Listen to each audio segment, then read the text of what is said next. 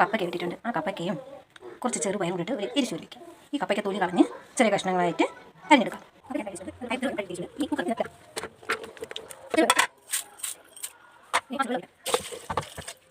ഇനി ഇതിനെ അടച്ച് വയ്ക്കാം.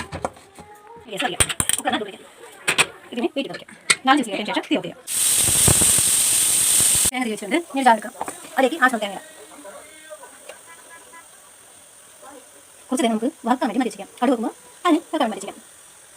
ഇനി ഇതിലേക്ക് എരിവിന് ആവശ്യമുള്ള മുളക് പൊടി ഇടാം. ആവശ്യത്തിന് ജീരകം, ഇനി കുറച്ച് മഞ്ഞൾപ്പൊടി, ഈ ഒരു കഷ്ണം വെളുത്തുള്ളി ഇടാം. ഇനി ഇതൊന്ന് അരച്ചെടുത്തോട്ട് വരാം. അരക്ക് അരച്ചെടുത്തിട്ടുണ്ട്. ഇനി നമുക്ക് കടുക് വെക്കാൻ സമയം കടുക് വെച്ചതിന് ശേഷം കുറച്ചുള്ളി വഴറ്റണം. അത് ഒഴിച്ചതിന് ശേഷം കറിവേപ്പില ഇടാം. കറിവേപ്പില ഇട്ടതിന് ശേഷം തേങ്ങ നല്ലോണം പിടിച്ചെടുക്കാം. അപ്പം ബിസിനസ് ഓഫ് ചെയ്ത് വെച്ചിട്ടുണ്ട്.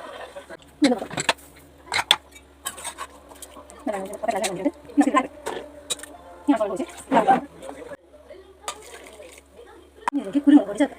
ഇത് നല്ലോണം തിളക്കട്ടെ. എന്നിട്ട് കടുക് വറുത്തിടാം. ഇതിനെ മാറ്റി കടുക് വറുക്കാം. കറി കുറവിട്ടുണ്ട്. വെള്ളം ഒഴിച്ചിട്ട് വെക്കാം. ഇത് കടുക് ഇത് കുറയ്ക്കാം. ഇത് കറി അതൊന്ന് കഴിക്കണം. ഉള്ളി മുട്ടിട്ട് കഴിക്കണം. ഇത് തേങ്ങ കട്ടമുളക് കട്ടമുളക് കൊടുക്കാം. ഇത് കട്ടമുളകില്ല. ഇത് തേങ്ങ മുളകിന്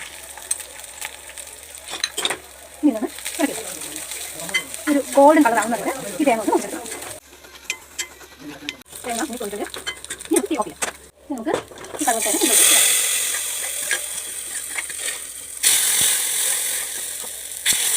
ഉപ്പൊക്കെ നോക്കിയിട്ടുണ്ട്. എരിവെല്ലാം ഉണ്ട്.